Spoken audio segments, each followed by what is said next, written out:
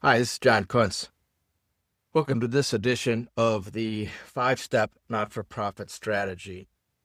Today we're going to be talking about empathy maps. This is the first divergent step after stakeholder mapping. So we've started with our challenge statement. We have identified our ecosystems and the persona within those ecosystems, and now we're going to empathy map those personas. Why do we do this activity? As a group, we want to reflect upon our team's collective knowledge about our stakeholders and create a common understanding of their goals and their motivations. This is a pretty quick exercise. As I've mentioned in other videos, this, in my mind, is one of the most important techniques that you can use to really get your mind and your thinking in line with your key stakeholders and the personas within your ecosystem. Now, it's important to remember that most of us are not our persona or not our stakeholder. Some may be in the group, but most are not. But the reality is we all actually know something about the personas that we interact with. It's also important to remember that personas don't represent users or org charts or things of that such. They actually represent the goals.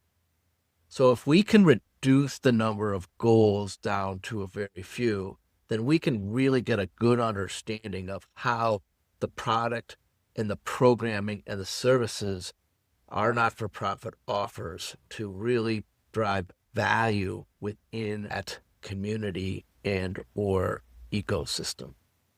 Here's a quick overview of the typical empathy mapping approach. It's pretty straightforward. In the middle of the empathy map, there's a circle with a picture of a persona and the name of that persona. And then we divide the template into 4 quadrants, and we focus on what people say, what they do, what they think, and how they feel. It's that simple. But here's some more detail to help you with each quadrant.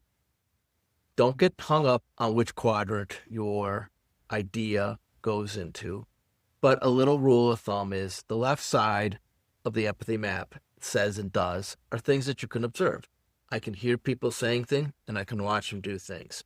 The right side, on the other hand, is what sort of you infer, what you think they think and what you think they feel, or what you infer they think and feel. Let's talk about setting activity up.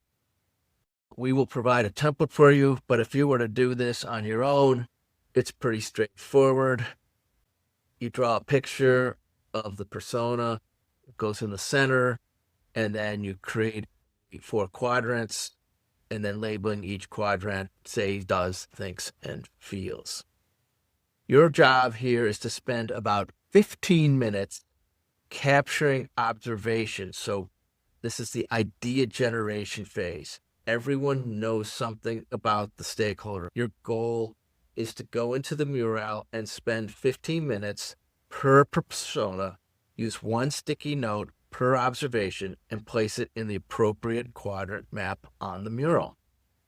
Here's a picture of a photograph of an actual empathy map that we use sometimes as an example. And essentially in the mural, you're going to build something that looks very similar. Now, what we've done in the mural is we've created a template that you're going to use. We've got one of these templates per persona.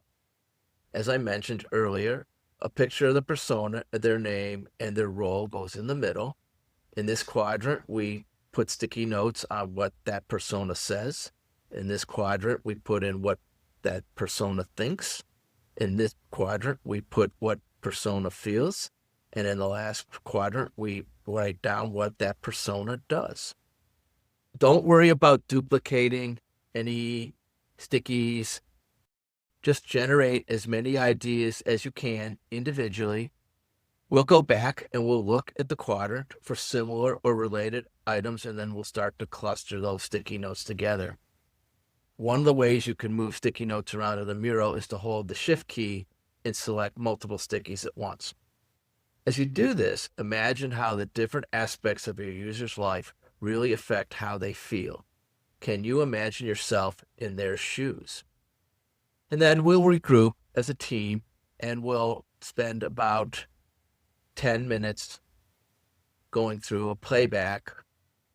We try to budget 3 to 4 minutes, but by the time we talk and discuss, it takes about 10 minutes. We'll label anything we see. We'll look for interesting observations. We'll talk about whatever people agree on, what maybe might have surprised them, if there's anything there's missing. So in a nutshell, that's where we are right now. We started here in the divergent beginning with our challenge statement. We started to diverge our thinking with our stakeholder mapping.